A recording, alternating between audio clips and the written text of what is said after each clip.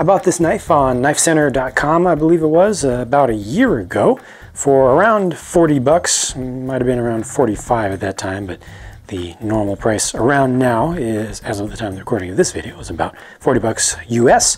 8CR13 MOV blade, so nothing too special there, but a fine type of metal for a relatively inexpensive sort of knife of this size. And it has the Klecker Lock, which I was first introduced to with the NERC tie that I got some time ago.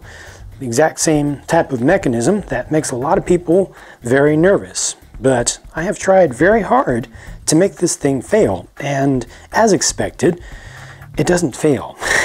It does not come out just in your hand. So if you're not familiar with this, it locks, or actually, let me start with the unlocking, because that's the scary part to folks who are not familiar with this.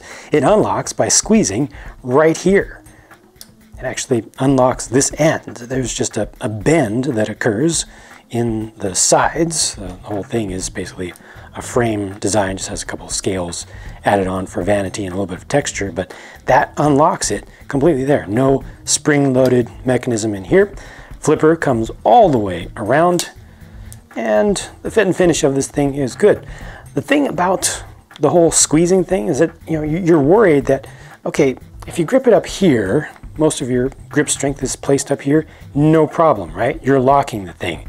But you think if you grip it evenly or a little bit more towards this end, now you're going to be unlocking it. But that's actually not what occurs. As long as there is any sort of force whatsoever placed in here, and I've even tried it out without putting any force there at all and just squeezing any kind of natural way that I could, back here at the unlock mechanism, it doesn't loosen at all. It actually tightens as you push down. It actually brings the whole thing together further. You need to have your fingers off everything else, your hand off everything else, and then it just very easily opens up. No amount of squeezing like this is going to unlock that blade. So these things are actually pretty safe. Now, one thing that I don't like about this is how short the handle is. It is a fairly small knife, but I feel like something in the design could have been done to move the position of the index finger and the finger guard forward. If they had moved that just about 1/4 of an inch forward, then my little finger, my pinky, would not be hanging off the end here. It would have fit my adult-sized hands much better. But that's much easier said than done, because there are aesthetic considerations here and also just the design of the flipper itself, which comes around and forms part of the guard. But that said, in my hand, it actually feels very secure, and there's a nice thing going on here. I can feel the lock squeezing just a little bit. You can feel that kind of springiness, just a slight bit of springiness, and that's actually the whole thing tightening, like I said. But the way that there's a little bit of angle here, a little bit of angle down, and the fact that this surface here is angled in nicely actually provides some nice security. It actually squeezes my index finger up towards the finger guard and makes it feel very secure. You've also got a nice amount of thickness back here that makes it not want to slip out of your hands.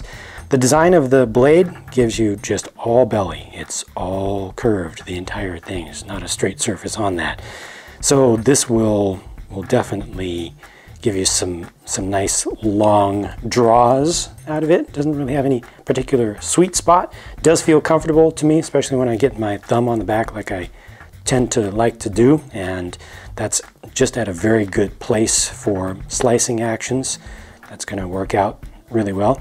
I like the detailing of the edges. There are no sharp edges on this.